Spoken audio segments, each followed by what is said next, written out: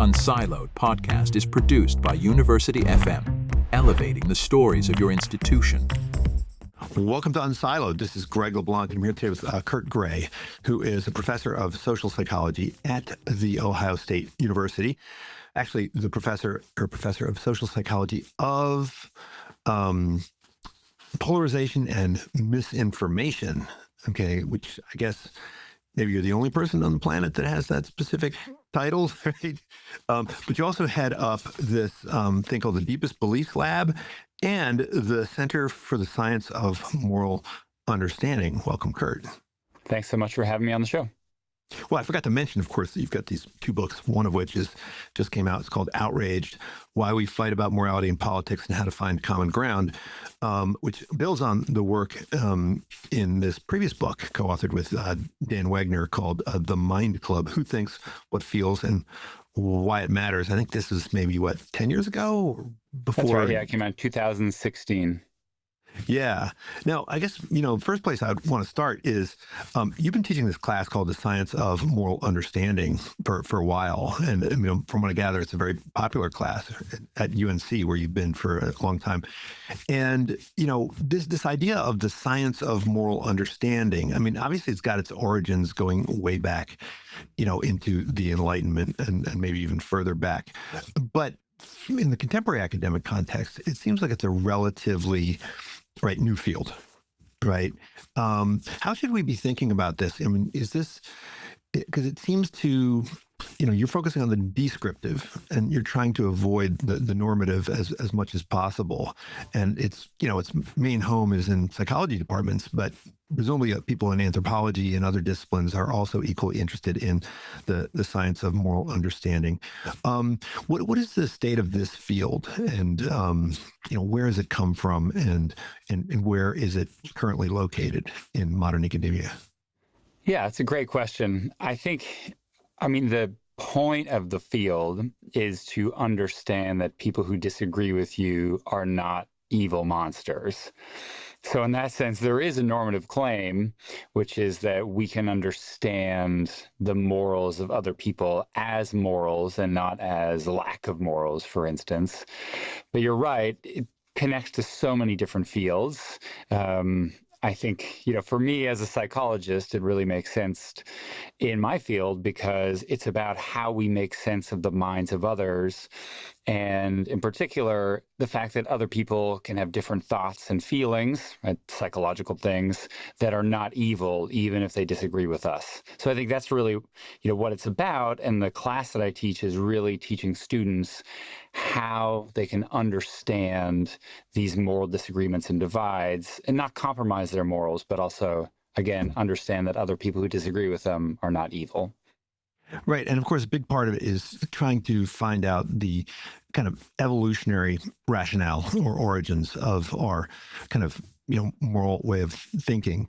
And I think your claim is that you can more or less understand every view of morals or every kind of moral architecture as flowing from a desire to avoid harm. That's right.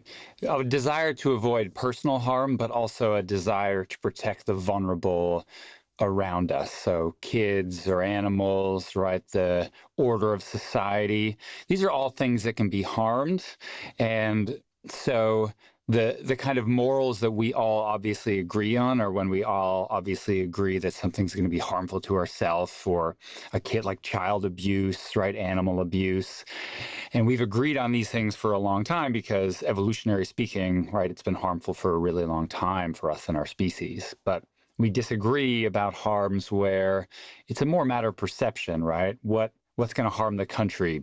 Fewer immigrants, more immigrants, allowing abortion, banning abortion, right? These are the things we disagree about because we disagree about what's harmful. And I think that's the key, as you say, to understand these moral divides. Yeah, but I mean, if that's the case, then it seems like it would be an empirical question, right? Like if we're all agreed that we should try to minimize harm, then the major disagreements are about who's being harmed, who's vulnerable to harm. And yet you would think that we could sit down and have a nice casual conversation, about the, objective measures of vulnerability and so forth. But that doesn't seem to be how we resolve these disputes or even, have these arguments. No, we don't, because I think even if we can bring statistics to bear on things, I think the empirical truth when you dig is much slipperier. So abortion is an obviously difficult one, right? Like, how much should you respect or protect a fetus? Is a fetus a person? It will become a person. Can a fetus feel pain? Even doctors don't have an answer for that now. And how to trade off the rights of a fetus versus a pregnant woman, right? There's always these trade-offs between whose harm or how harmful we should think about issues. Think guns, right? Is it relevant how many times guns have used to harm kids in the home? Someone who supports gun rights would say, well, those guns aren't locked away, right? I mean, cars kill many more people than guns. We don't lock cars away. And so what we should really be focusing on is something entirely different when it comes to the gun debate, like mental health, right? So all these debates come down to kind of competing harms or disagreements about which harms are most relevant to the issue. And it's not easy to decide what's most relevant and what's most pertinent. And I think a lot of people would say that this is pretty reductionist. I mean, that there are within your field, I mean, there are alternative views of the kind of taxonomy of moral thinking, right? And there's this moral foundations school, which says that there are, in addition to harm, other things that matter to us, right? Like, like purity and like, authority and so forth. What's wrong with that view?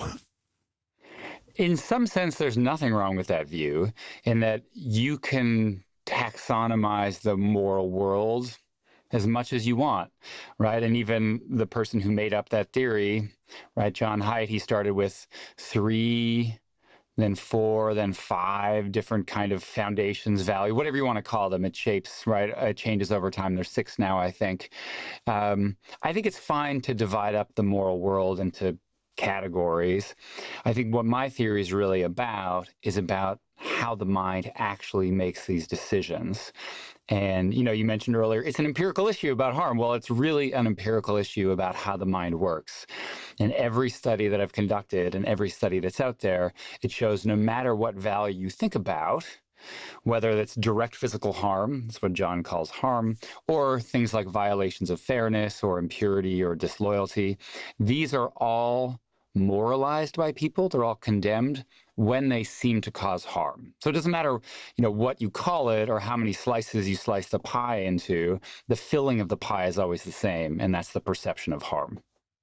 Right. And I think you showed, you have some empirical data that when you ask people, right, to evaluate some kind of action for its immorality, it correlates very highly with their belief in the degree to which it's harmful. But I mean, is that sort of people just backfilling? I mean, a lot of these actions which appear to be immoral, I mean, they're not harmful in any kind of objective, measurable way, right? I mean, to what extent is that just rationalization? I think it's not rationalization. I mean, I think, moral foundations theory and the kind of denial of harm in these various acts, like, I mean, we can get into them, right? Like eating a dog that's roadkill, or getting a pint of blood from a child molester, even though it's like clean blood, right? Or lighting a Bible on fire, rubbing feces on the flag, right? These things maybe seem harmless to liberal academics, but if you ask people who deeply, viscerally see these things as wrong, they also deeply, viscerally see these things as harmful. And so we've conducted a bunch of studies in the lab where you put people under time pressure, you don't allow them to rationalize, and these various acts that seem harmless to some, right, are condemned because they seem harmful. And I don't want to say that rubbing feces on a Bible, let's say, is as bad as genocide. But the key of the theory is that the more you see something as harmful, the more you condemn it. And you can find support for that in almost any study. Yeah. So is there a way of teasing that apart, right? Like the idea that, we think it's harmful because we think it's immoral, or we think it's immoral because we think it's harmful? You can, both effects are true.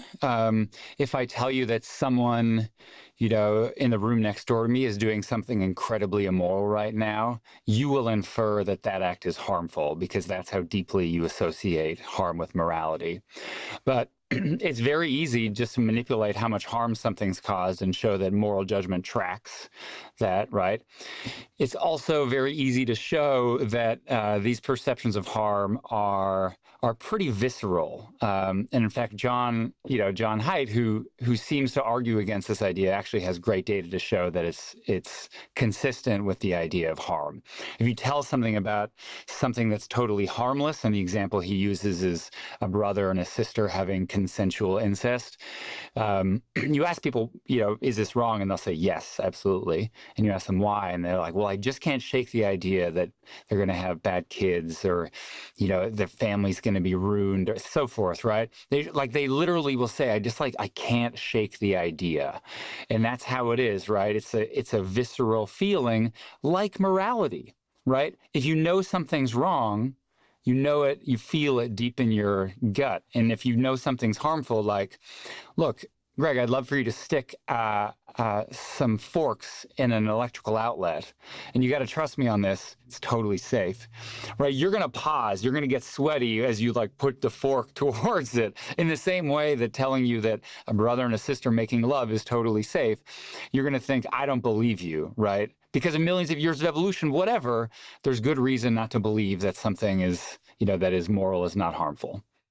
Right. So, I mean, the key practical implications of this disagreement are that, if you believe in the moral foundations theory, then these disagreements among people are disagreements about the relative importance of harm. And I think if you believe in your theory, which is that harm is the master key, then the disagreements are really about the extent to which something is causing harm to relevant victims, right?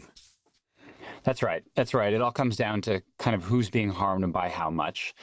And I think it's useful to have this master key, right? Because, if you are stuck in this moral foundations view, then you think that there's some values that liberals will never understand. Like liberals can never get what it means to care about purity because they're somehow mentally and morally deficient. They lack the conservative advantage, in John's words, that conservatives have. But I think it's not true, right? I mean, if you talk about a hot yoga juice cleanse, right, that's probably not a conservative who's caring about purity, Right.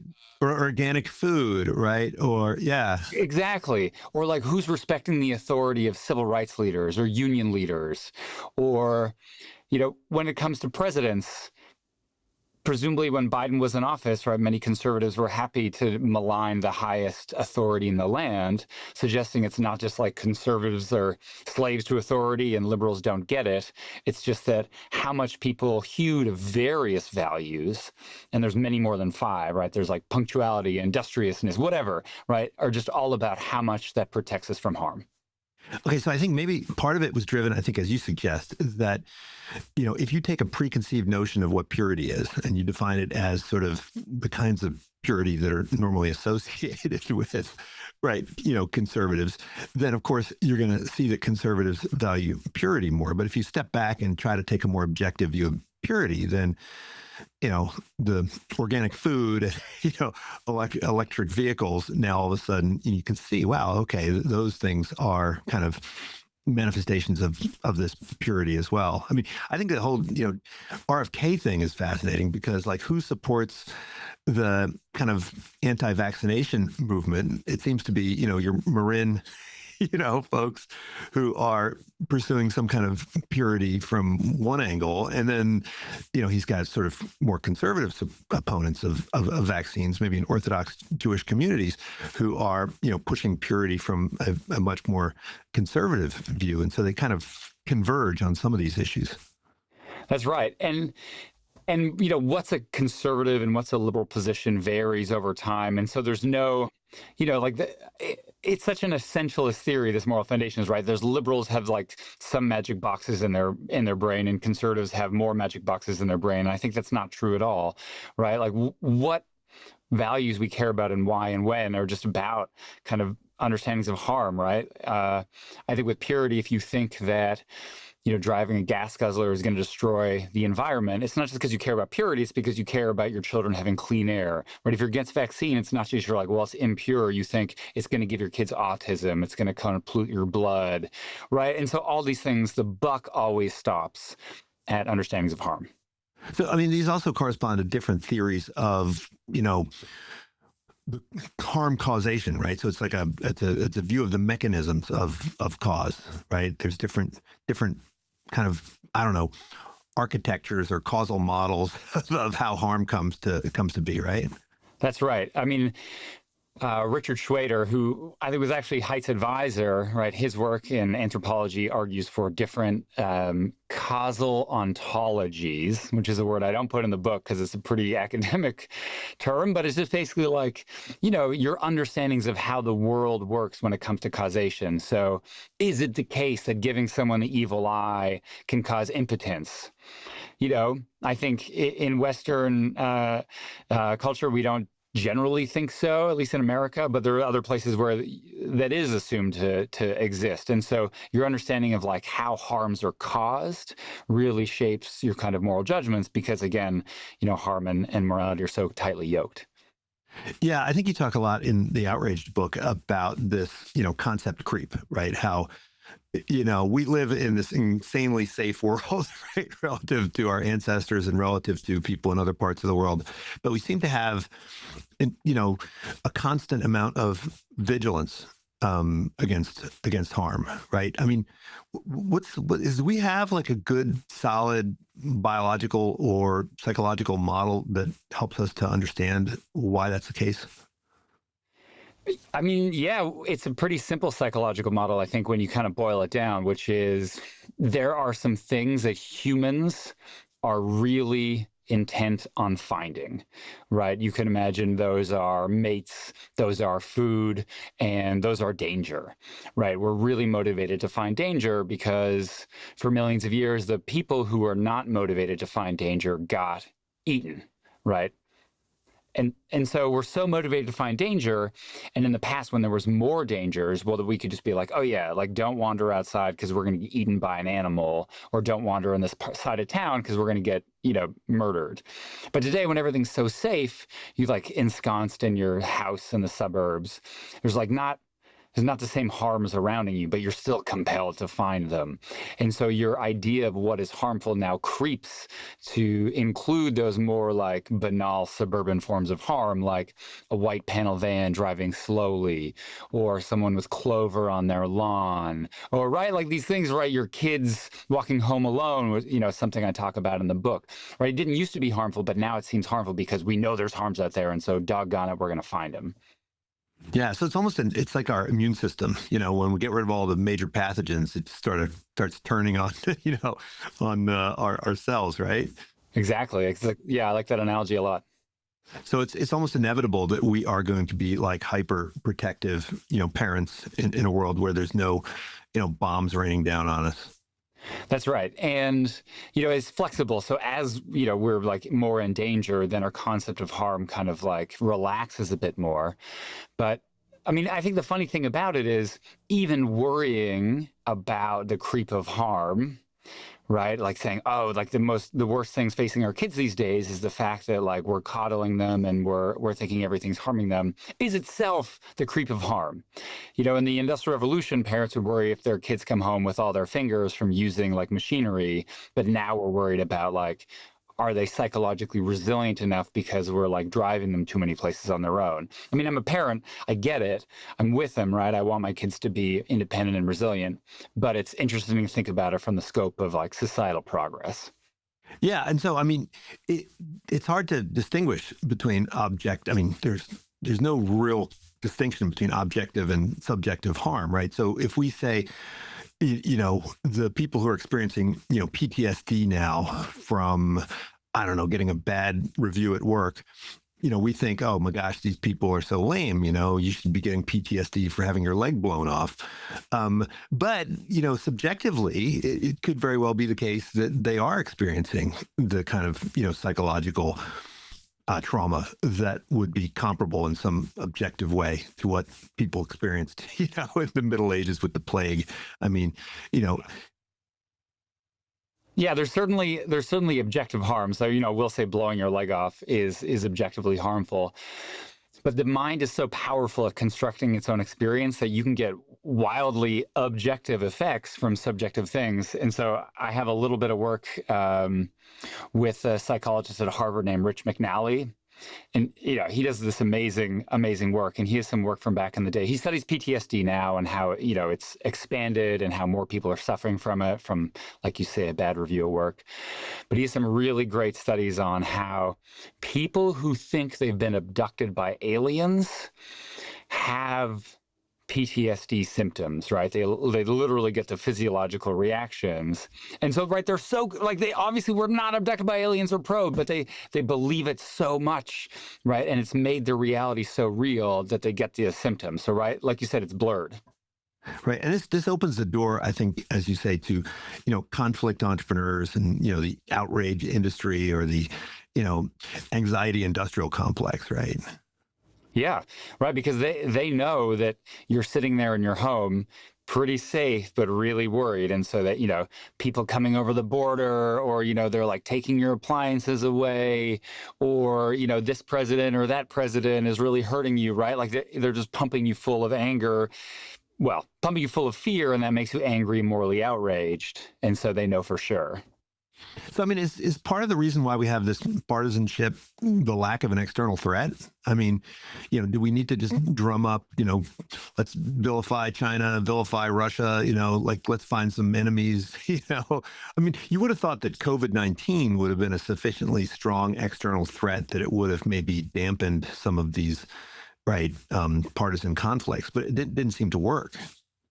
No, it didn't seem to work because I think it's an invisible threat, right? And people disagree on, again, going back to ontological assumptions of suffering, right? Whether it's a real thing, it's like tiny invisible germs that are hurting you. And so you couldn't see it in the same way. I mean, maybe it was the plague. But I also think, if the plague came around when there was different Fox versus MSNBC newses and different social media kind of bubbles, you might have gotten things, some more partisan disagreement back in the Middle Ages.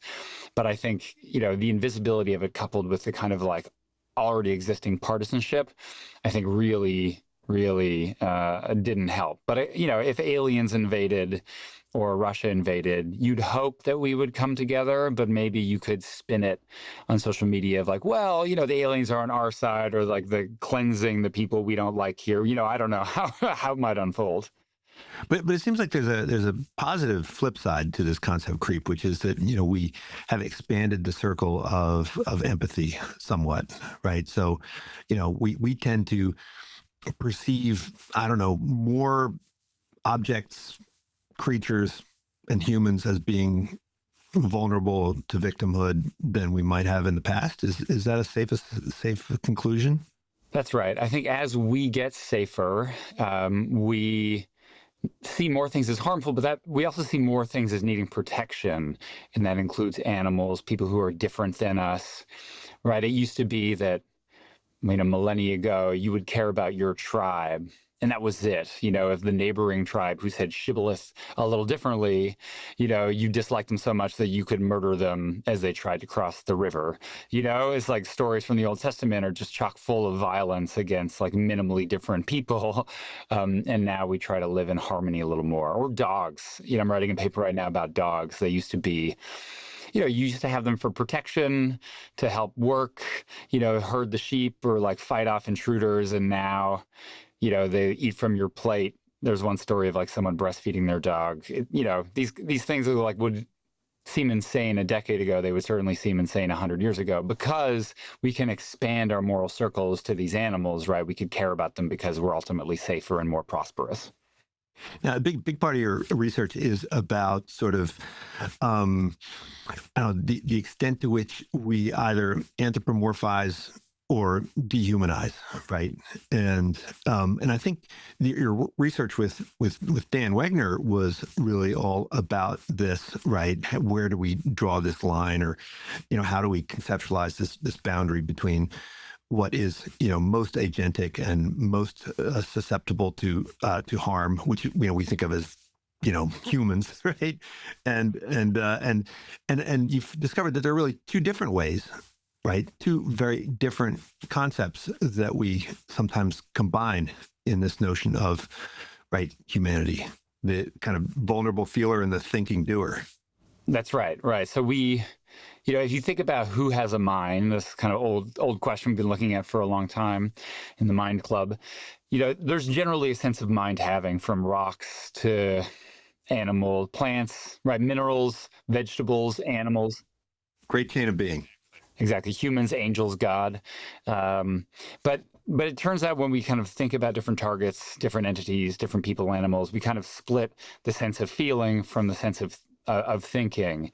So baby, we worry about its feelings, we protect it from harm, but we don't think it's like, calculating evilness, which is, I don't know if you've ever seen the show Family Guy, right? Like Stewie's interesting character because he's like a thinking baby, right? On the other side, you've got entities like God, who you think about as, rich capacity for intention and thinking, but you don't think of God as being embarrassed or having a body or, being afraid.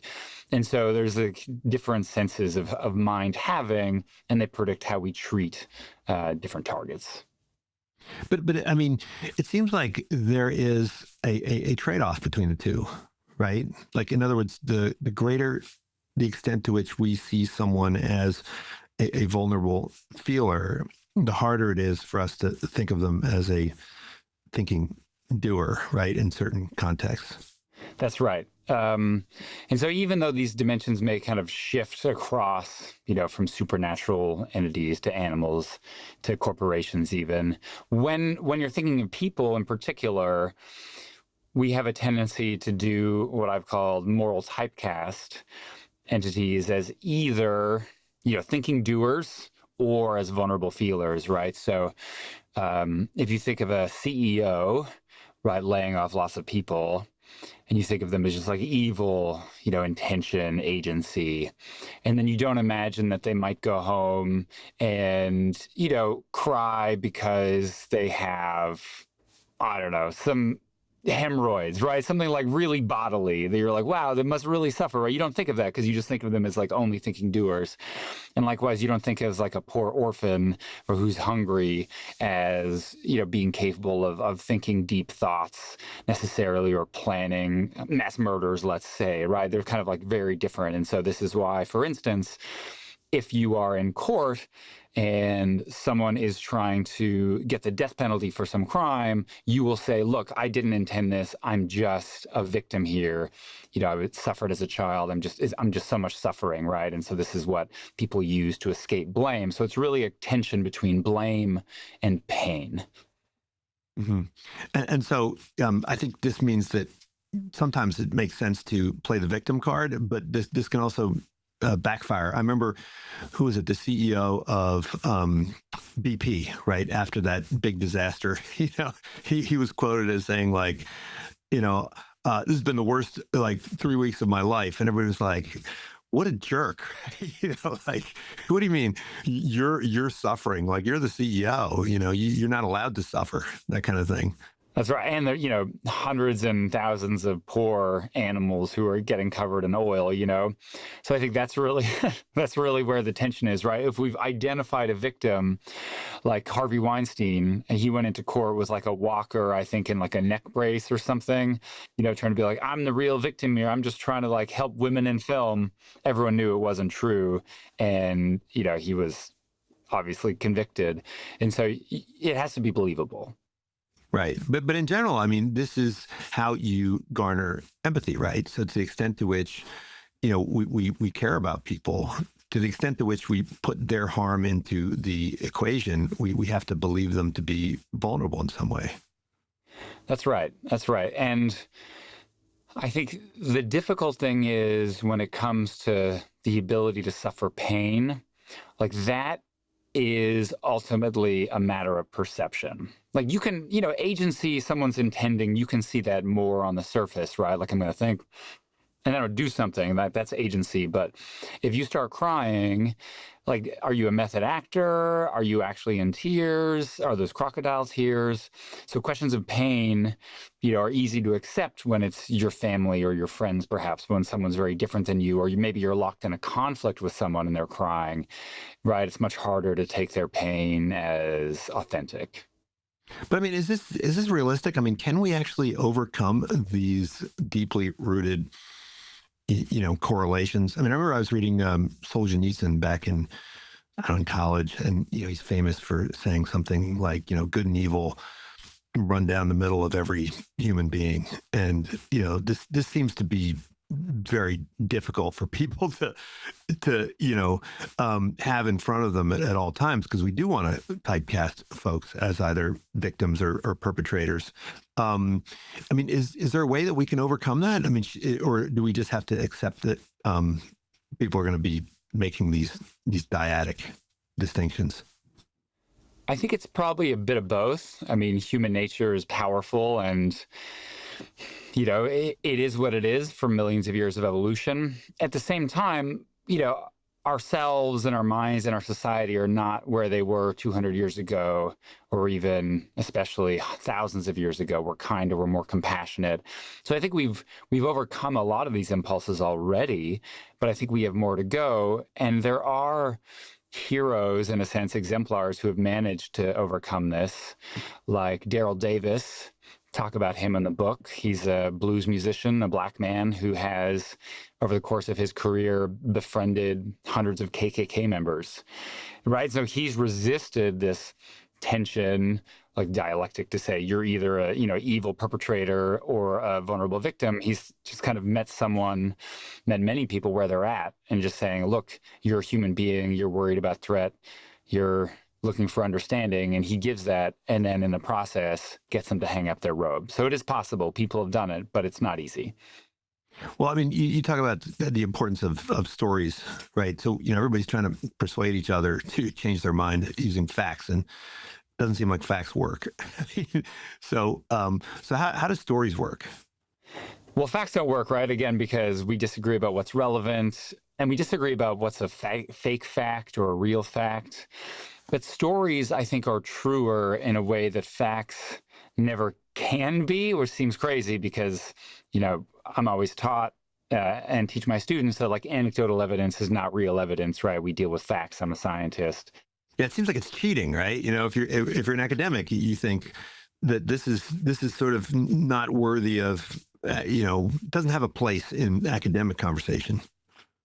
That's right. But when it comes to these conversations about, over moral disagreement, I think we shouldn't even try to persuade initially. I think things are so bad that we should be looking at connecting and understanding, and just like being willing to sit down and have a conversation rather than trying to persuade right away. Because we know that just like saying like, hey, you're wrong, you're not doing it right, especially when it comes to morality. No one likes being told like, well, you're not doing the right thing, you're actually wrong, you're evil, right? Like, that's not going to work. And here's some facts I heard on NPR or on Fox News, right? It's not going to work.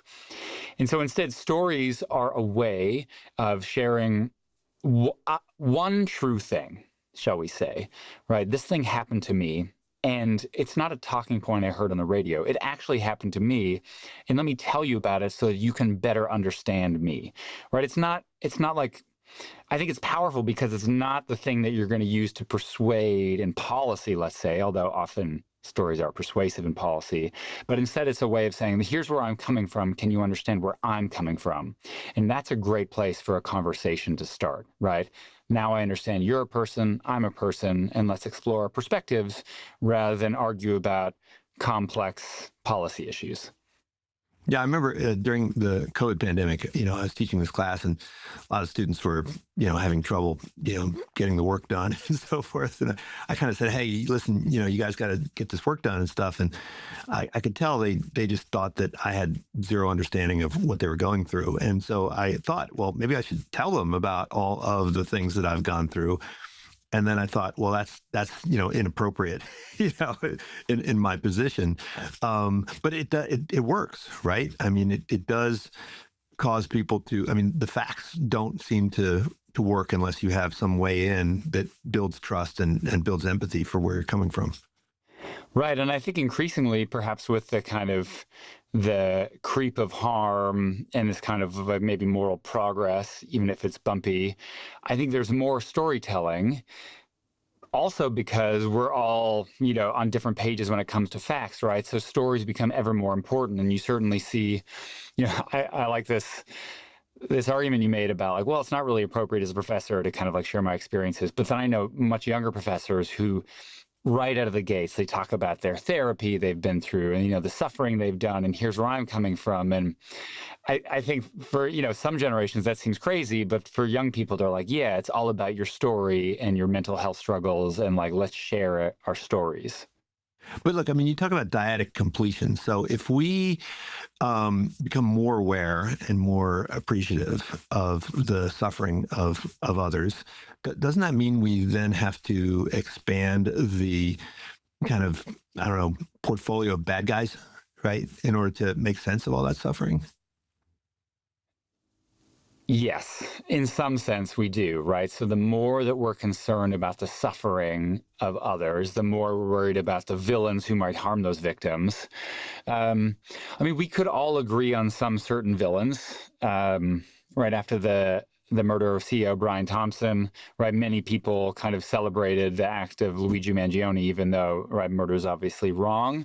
And so that was like a rare chance in some sense that people aligned on villains. But for the most part, it's true when we care about the suffering of others, we're kind of like, tugged to see villains. But we can also see, resisting the kind of like dyad a little bit of villain victim. We can just be like, well, we need to work harder to kind of improve our structures and our institutions. But again, people don't really like that, right? People don't like suffering being caused by or this is part of like the issue with DEI that people don't like, right? They're like, what? The structures are bad? Like that doesn't feel very fulfilling. How do you fight against that? And so I agree, it's a really difficult time to think about evil and suffering. Yeah. I mean, is there a way that we can kind of pivot our need for villains away from identifiable individuals, right? How would you do that? How would you make sort of a, I don't know, inanimate object or some distant causal mechanism the source of all of the suffering? Well, this is what social psychologists do, right? This is exactly what my field's all about, which is you identify elements of the situation that drive obedience, conformity, aggression, and you figure out how to change those situations, right? You make, it's not about insane people, it's about insane places, even though, there's obviously some very evil people, and I think we'll always be able to find some psychopaths, some evil people, right? Folks like Putin. But I do think that the more we can kind of shift our attention away from individuals to situations, we can better improve the lives of many other folks.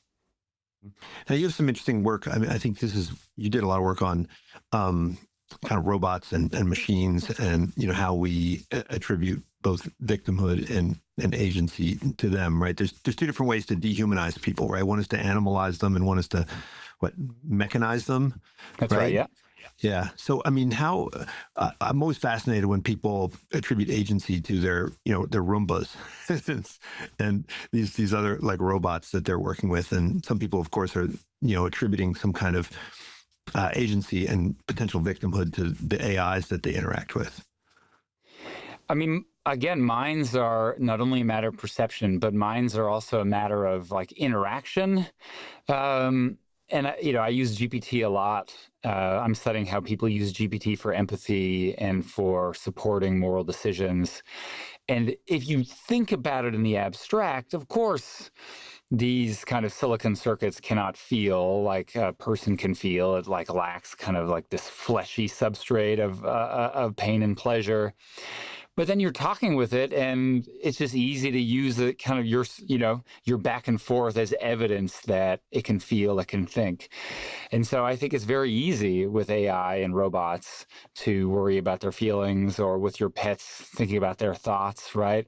It's just so easy to project yourself upon something when you interact with it. So how then do we account for these kind of individual differences or these group differences, right? Because it's clear that conservatives and liberals, or I don't know, however you define these tribes that you're talking about in the book, they seem to, you know, they seem to have discrete groups of folks whose victimhood they're worried about. How do we explain why certain, individuals and entities get lumped into these buckets, right? I mean, you talked about the environment and divine and powerful and the othered and so forth. I mean, there does seem to be some clustering of these different victims. How do we explain that?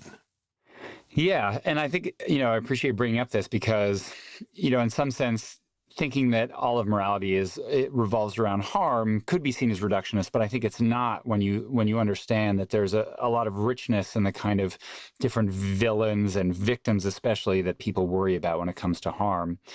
And a lot of the work that you talk about that we've done in the lab is about, maybe I'll just simplify it and say that what progressives think when it comes to suffering is they really divide the world into, super victims, group-based victims, and kind of super villains like oppressors, right? Like this oppressor-oppressed narrative is really powerful through, postmodern thoughts or critical race theory, right? All these things where there's really kind of a stark division between group differences.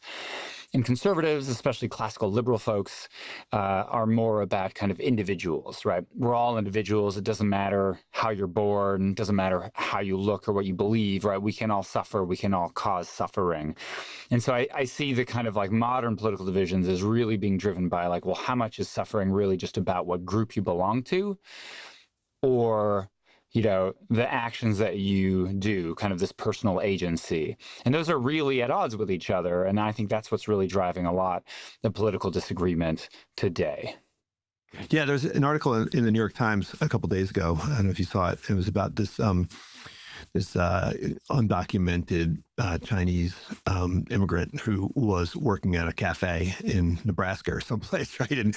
And it was, it's 70% Trump voting county, and they were strongly opposed to illegal immigration, but they strongly supported this individual woman. And, I think the article was about them wrestling with how to, reconcile those two different positions.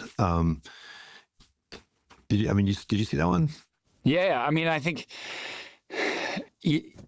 people are not great at internal consistency in general, right? We're filled with contradictions.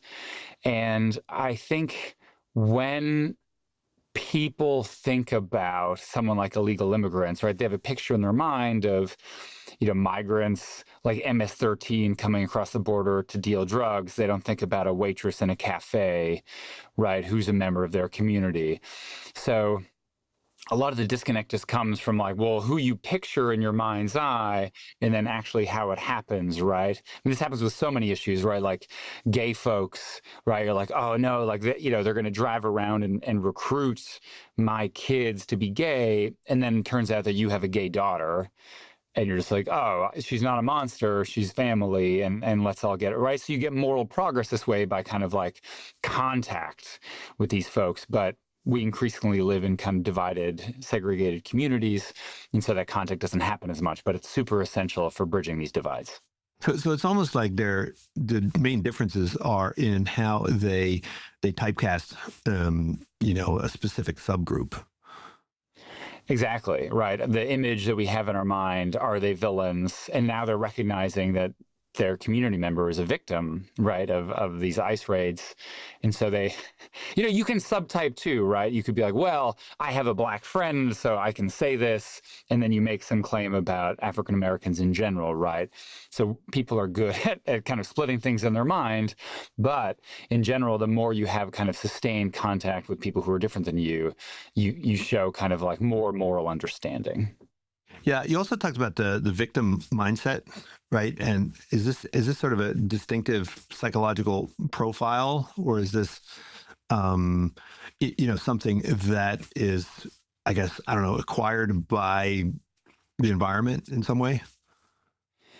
I mean, I think, like all psychological things, there's a little bit of a nature, a little bit of nurture. People have a tendency to act a certain way, and then maybe they learn, right, that they can get more attention as a victim, they can escape blame more as a victim. But I think the victim mindset is super interesting to go back to, this question of like subjective versus objective suffering, right? Like you can have Holocaust survivors who won't have a victim mindset. They'd be like, it was pretty unlucky. There were terrible tragedies, and just like the sheer amount of evil in the world can be staggering, but they themselves won't walk through the world as a victim, demanding special treatment, right? Like putting the blame everywhere else but themselves. Whereas other people, people who grew up in suburbia, relatively safe, will just be filled with a sense of like injustice towards them, and it's everyone else's fault when bad things happen. They maybe yell at fast food staff, right? You maybe interact with these people, right? Nothing's ever their fault, and they're always talking about grievances, to use another popular word, right? The age of grievance. And so, I think the victimhood mindset is much stronger perhaps than it used to be. And again, perhaps that's because, harm has crept. We all resonate with the power of suffering and personal stories. There's lots of reasons, but yeah, the victim mindset's interesting. You've done some interesting research on the extent to which, experiencing trauma, experiencing suffering, experiencing pain impacts your capacity for empathy. And it seems like it can work in both directions, right? So, being exposed to trauma can make you more empathetic, but experiencing kind of pain or suffering in the moment might actually make you less empathetic. Is that right? Exactly. So there are two ways, right, that pain and suffering could change your views of empathy. And I should say that there are some people who do experience a lot of pain and suffering and then don't feel sympathy, like what's his Goggins, the kind of like Navy SEAL, right? He's like, it's all excuses. Everyone suffers. Just like pull yourself up by your bootstraps, dust yourself off, and get hard, get tough. But for the most part, if you suffered a lot in life, you can kind of recognize that it's tough sometimes to be a human being, and that you have more sympathy for others, at least more so than people who never suffered in their lives, right? But I think the way that pain causes you to have less empathy is if you're in pain right now, right? So if you are standing in, pile of razor blades, it's hard to be really empathic for someone, someone's situation, right? Because you're so focused, like pain just overwhelms your entire consciousness. So never try to get empathy from someone who's actively in pain, but I think instead reach out to people who have gone through a similar thing. So, I mean, does the kind of, I guess, the, what do you call it? The anxiety industrial complex or the conflict entrepreneurs. I mean, are they kind of generating some subjective sense of pain and thereby inoculating people against empathy? Interesting question. I think they are not inoculating people as much as sensitizing people and just constantly kind of putting potential pain on them, right? It's not like you went through a really tough physical trial. I have a friend, he's a long distance runner. He'll run a race for 24 hours through the dark, and then the race is over. And you can think back on how tough it was, and you can have empathy for other people going through physical ordeals. But with social media, it's not really the same thing, right? You're like logging on. It's this kind of like emotional, anxiety-provoking situations. You never really leave it behind. It's always making you question things. So I don't think it's the same way as like going to war and then coming back. I think it's just, someone messing with you at all times in a low-grade way. But I mean, I guess the question is it having the impact of reducing your overall empathy, or is it just designed to kind of direct your empathy towards some in-group, right? And to focus on a subset of the suffering that's out there in the world? I think it probably does both. I mean, it's certainly directing you to your own in-group, these echo chambers or bubbles. But I also think by constantly making people feel afraid for themselves, off balance, anxious, right, it inhibits your ability to generally have empathy, especially those who are different than you. You need to think a little bit to say, well, these people look different or act different or vote differently than I do, but they're still people and I still need to care about them. I think if you're worried about losing democracy or worried about, immigrants coming over to hurt you, right? Like those are processes that you're not going to be able to engage in. Right. I mean, you talk about, using Danny Kahneman's framework, right? System one, system two. It seems like, our system one is geared towards survival, harm avoidance, and so forth. But is it also geared toward this empathy, or does the empathy come from the system two? Yeah, that's a good question. I think there's some automatic empathy. So if you see a puppy whimpering with sad, slow music, that's going to be pretty automatic, right? Because the features of the puppy are, neonatal, and evolutionarily we're like drawn to defenseless animals and to babies. But I think the kind of empathy that we're called upon now in our divided world, to think that someone who has a different religion or lives in a different country, right, like they're a person too, and we need to care about them, I think that requires more thinking, more headspace. And I think that's inhibited when we don't have the time to reflect, or the motivation to reflect, right? Both those things. But I think that's more system two. And I think we need more time. Moral understanding is not just, this automatic impulse. It's something that requires reflection, motivation, and practice. Now, you're putting your research into practice in your classroom, and some of the stories in the book have to do with what you do in the classroom. I was wondering if you could tell us a bit about that, because the college environment is one right now that's pretty difficult. But you seem to be able to get your students to be a little bit more understanding of people with differences. How do you do this? I first want to say that there's a lot of shade thrown in colleges, right, for like students not being able to like entertain different ideas or have these conversations. But I also think, like, compared to what, right? No one's ever like, I tried to have a conversation with, my grandfather about a totally different idea, No one's ever like boomers, right? Like they're so snowflakes. And I think you could marshal the same arguments even more about, older folks using social media. So I just want to like say right now, like, I don't want to say kids these days. I mean, maybe they're more depressed than they used to be, but I think they're more open to these conversations than we think. And in my classes, the way I encourage these is, one, set up the expectation that we're going to feel challenged in the class. And help them to disconnect their feelings of discomfort with the kind of questions and the conversations they're having. Like, so some students, I had them eat freeze-dried tarantula a while ago. And it seems, totally unrelated to the conversations. But the point is like, and you entertain this idea of eating freeze-dried tarantula, and you open up the tin, it's like, makes a noise, and you've got little hairy legs, and, are you going to stick it in your mouth or not? It's totally disgusting. It's totally like making you feel like, oh my God, it's like, it's going to harm me. It's not. It's totally safe, right? It's freeze-dried. But, separating that feeling from maybe talking about abortion or immigration, from just like the fact of the matter of you're not actually in danger, we're just having a conversation. The other thing I do, beyond separating the feelings from the conversation, is I randomly assign people to have these conversations after we've explored the psychology of the issue, right? So you're talking about abortion, about euthanasia, about racism, about taxes.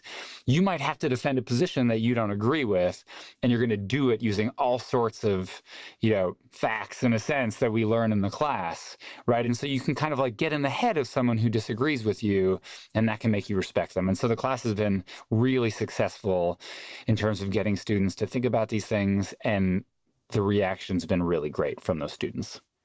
I mean, that seems like an integral part of the mission of a university. I mean, this seems like something that, shouldn't be limited to a psychology class on moral understanding. I think so. I mean, I think you should be challenged to think differently and challenged to think about the assumptions you're making. My first year of grad school with Dan Wegner, I thought about, do we have free will? What is a soul? All these things are kind of like really deep into my mind and my being about like what is reality and who am I? And I think universities are a place for those doubts and coming through those doubts to have a richer understanding of the world. And so I try to do it, but I encourage all sorts of folks, professors listening and students to kind of like, take up that challenge. Well, Kurt, thanks so much for joining. The new book is called Outraged. It's really wonderful. It's called Why We Fight About Morality in Politics and How to Find Common Ground. Thanks so much. Thank you. Unsiloed podcast is produced by University FM, elevating the stories of your institution.